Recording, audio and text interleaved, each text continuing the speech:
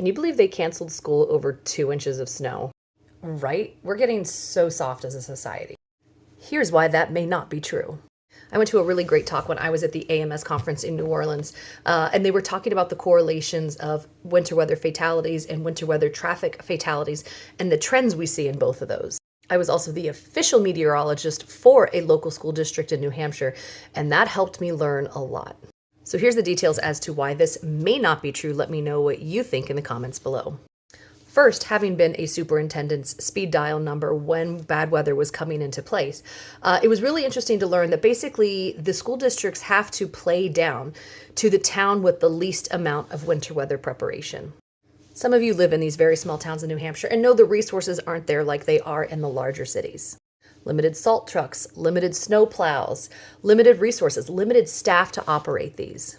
On top of potential challenges specific towns may have, that one hill that's killer, that one bend that people slide off all the time. A school district can't say, hey, everybody's on time except for this one town that's on a 2-hour delay because of shared resources like buses. You also have different levels, elementary schools, middle schools, high schools, and kids going to different towns sometimes to have to be these. It's complicated. So one of the most interesting things I learned through that experience was that even though my town may be fine and we may handle it all well, and I think it's kind of unnecessary that we're on a delay because our roads are fine, they may not be in another town. Now, when I was at the American Meteorological Society conference, I went to a session on winter weather in a warming world. And the very first talk they kicked it off with talked about impacts of winter storms. There they showed this graph that I thought was interesting enough I took a picture of it. Let me show you what they said.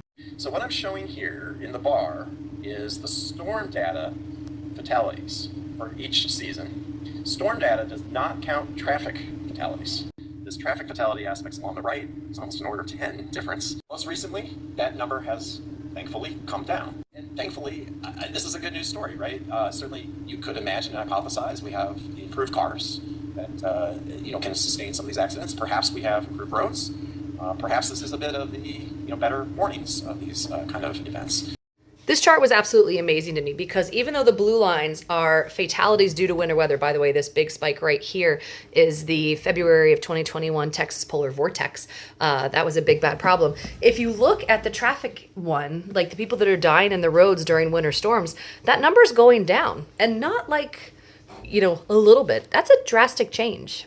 Now, this graph does start at the 1996-97 winter and go along here. So what type of effects do we have here from COVID years? What are we seeing with keeping younger kids off the roads? I think we may be making some better choices, actually, due to better forecasts, better winter weather information.